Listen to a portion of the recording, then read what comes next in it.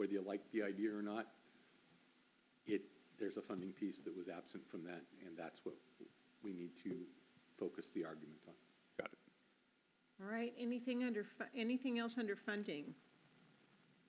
Okay, airport issues is next, and we had 4 basic statements last time that went under this category. Councilmember Mahoney. Mayor, this is just going to take a few minutes, but I kind of wrote some notes down, and I've been talking to a lot of people, and I think we need to open a discussion. And what I'm proposing is we go in a different direction. I think we need to admit that the airport's not going to go away. It continues to grow until it can't. It's just going to be that way no matter what we do. We've seen it happen and so forth.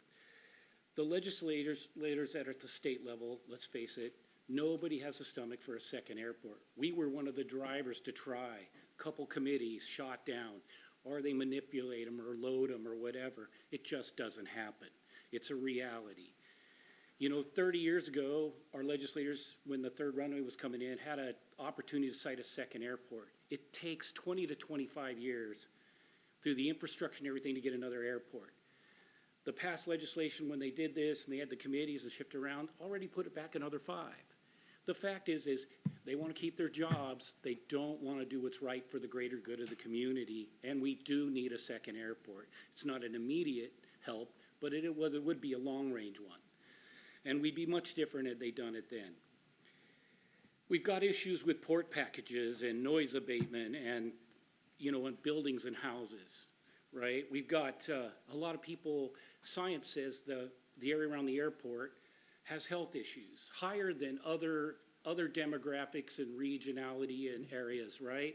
And we all know that. Science says that. If you look at the EPA side, the rates of cancer around an airport and so forth, the community, how much they're connected to the airport versus health and stuff, but it's there, and there's the realistic thing, and everybody knows it.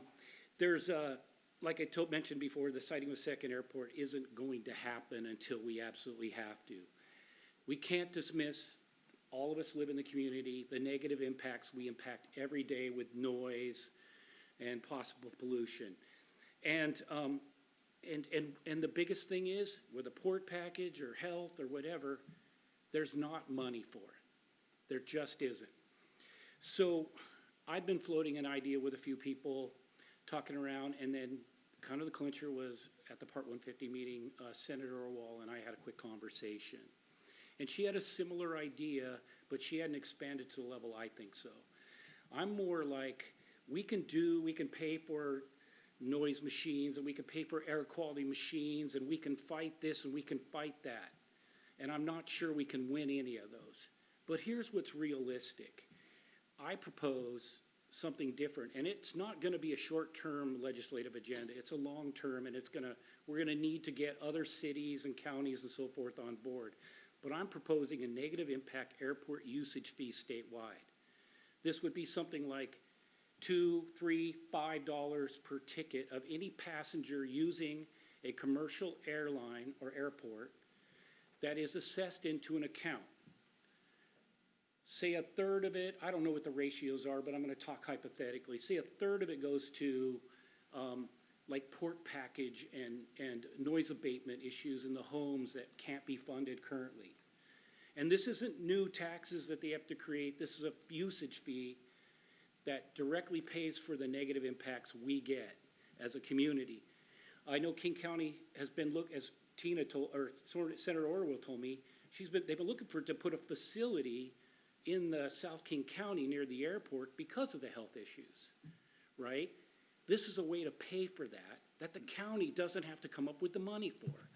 And then finally, the clincher where you get the cities and surrounding airport communities is there's a distribution of a portion of that goes to the communities, and it could be used for capital projects. When Tina and I were talking, she actually said, oh, community center, that soundproof and noise. I thought about some of the things we're trying to do on 223rd and throughout the community to improve it. So the thing is yes, we have to live with the airport, and we live with the fact that they're not going to address the issue, but at least we can be compensated for this, and we could take some of that funding and do some of these things. The ferry service and some of that funding, maybe that's an avenue, but there's monies that could be used for particular things to improve the quality of life in our cities that take the direct hit from the increased air traffic we're going to get over time. And this would be statewide. So Spokane would do it. Bellingham would be at Boeing Field, Payne Field. And when it does come time for expansion, at least there'd be a vehicle for them, right? When they're going to expand from 23 flights to several hundred or whatever it is, there's going to be ways and incentives for them to get compensation for the negative impacts that are eventually going to be shoved down somebody's throat like we get today. So I'm more like, let's think of it differently than we do today. We do these kind of things and we're nickel and diming trying to fight a giant. I'm saying that fight isn't one we're ever going to win. But if we can be compensated for it and we can use it to the greater good of the community, both in their homes and reducing the noise and quality and air quality in their homes, we can help them with the subsidizing medical attention for those that need it or directly need it, and the communities themselves benefit, we should. And I know there's issues at the federal level and the state level on this, and it's not an easy haul. But it changes the game and the direction we go. Because, you know, if I stand in front of a train and it's going 60 miles an hour, I'm going to get splattered, right? But if I can do some other things and get out of the way and make my life easier, it's going to be a better ending. So I'm more like, we can put all these other things down and they're nice and we can support bills, but the truth is we got to ask ourselves, are we going to get anywhere? And I'm saying no, we really haven't. You know, all they're going to do is verify what we're going to do and it's going to get ignored. That's what we've seen over the decades. We've seen it before, and I just believe that. But if we can change the thinking, at least start the process, this is a way cities like ours can benefit from the hit we take for the entire region. And just really quick, the ending is, so think about it. I live in I have a person who lives in Marysville. They come and are using our airport. They take off and they land here on their trip to Disneyland. They don't suffer the negative consequences. We do, right? So what's wrong with that? It's a usage fee. So anyway, I think we got to think differently. And that's, sorry about taking a little bit of extra time, but I'm passionate about this. I've looked over the years. I've seen us beat our head against the wall. We got to do something different. So, Anthony, is this something where you would have an opportunity to meet with Senator Orwell to come up with suitable language that she agrees is something feasible that she could work on?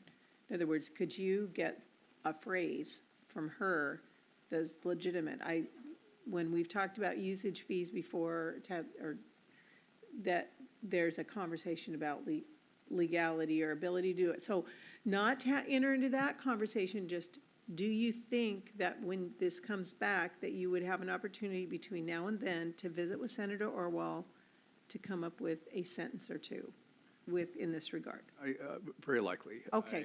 And I almost certainly, I'm thinking that she would want to have it checked by legislative staff and attorneys. Yes, all of that. Just wondering if you feel like you can do that. Yeah. Okay, good. That's a big topic. I don't necessarily want to open to like a giant conversation about it tonight, the feasibility on that. Just if you could come back with that would be fantastic. So the next question is, do we want all of these other four things to come back in a draft as well? So air quality monitor, has that already been done? Yeah. So that can go off, okay? Yeah. Airport community impact study. State funding for a city-led independent, so that stays on, because that hasn't been done, and is that something we are interested in pursuing? Pardon? I thought we got the money for that. Did we not? Airport community impacts. Yeah. The air quality monitor. Similar, like an update of the HOC. Yes, right? Exactly. Oh, okay. Okay, so then that's a yes. Okay. Oh, do I get head nods on that? I'm looking at, okay, yes, everybody, good? Okay. And then, the sound insulation, SB 5955, et cetera, to allow unconstrained funding for the mitigation of public health impacts. Is the council still wanting to keep that on? Got a yes there? Councilmember Harris? I have a quick, just, Okay. I want to reiterate that, you know, $1 million was swept last year, and Flanagan and their entire leadership has said, oh yeah, we're going to work on that. Well, please, I hope we work on that. And to the extent possible, I'm hoping that Senator Murray's, I understand the chances are slim and none, but it was $3.5 million, and, you know. Right. Thank you. Okay. Okay.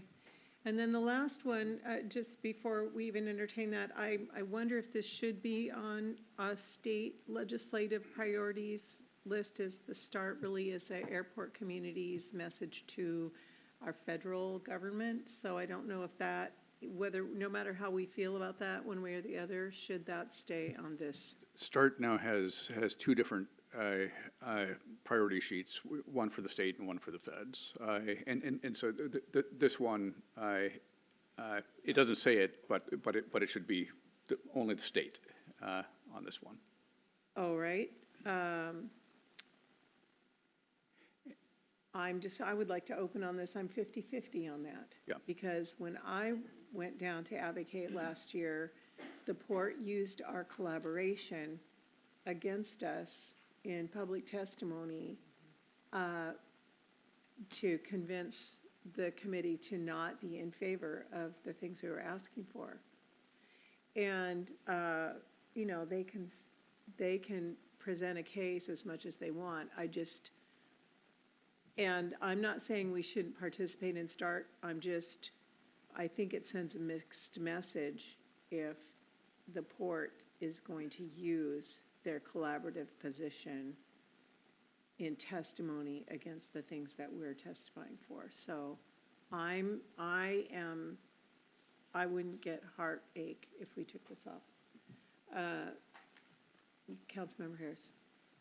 Yeah, if you go down the specific language of the port's shared agenda, sorry, Port, it's all rubbish. It's literally contrary to our interest at every point. However, I strongly advocate the city and the port working together wherever possible. And if there was a sentence in there that indicated we are more than, you know, we want to work together on the legislation where it actually fits our interests. I'm sure you can come up with something far more eloquent in politics, but that's what I think it should be, rather than mentioning their legislative agenda per se. And okay, and there will be a START policy committee meeting on Monday evening, and so we will know more about what these topics are and how relevant. They will likely be extremely close to what they were last year, but I can bring back some alternatives for council. Everyone may disagree. I'm just saying I strongly endorse, you know, your good work with our, you know, our peers at the port. It's just basically signing off on that particular piece of paper is problematic for me. Okay. As the mayor said, it was a funny thing last year. Right. Thank you. Okay. So maybe collaboration in other areas, but there's a question of whether this document is the place to do it. Okay. Understood. All right. Any other comments? Councilmember Nutting, no. Councilmember Oxiger. Just for a point of clarification on discussing about the impact fees, is that I would like to make sure that we're not just talking to Senator Orwell, we're also talking to Senator Wilson. We have two delegations representing the city, and together they've been quite effective in moving this stuff forward. So I think, and you may want to expand it to the entire, you know, the House delegation too. I think that they've all been working, you know, well together to advance our interests. So just expand on. Thank you. Thank you. Yeah. Agreed. And Senator Wilson is on Ways and Means, and this would be arguable if this is revenue or transportation, but I think more revenue than transportation, yeah. Okay. Historic preservation, nice statement there. Oh, excuse me, I didn't see that. Go ahead, Councilmember Harris. Thank you. Just really quick, if there was a way to quantify the, legislative, their caucus interest in the bill, that would be, I'm mindful of it being a short session, and, if there are like 45 people who are like, great idea, that's cool, but if it's just, if it's something that there are going to be like 6 votes, that's my worry, is how much energy we put in, if there was a way to quantify that. The other thing is I would ask you to take a look at HB 1303. This is just, mentioned it before, it's Representative Mena in Tacoma, and it's that curb thing, and people read into it. I'm just saying that it really has environmental support, and just if we're trying to get something that has some momentum, that would be something to think about. Thank you. Okay. All right. Are we good moving to historic preservation? Any other comments before we do that? All right. There's just one short sentence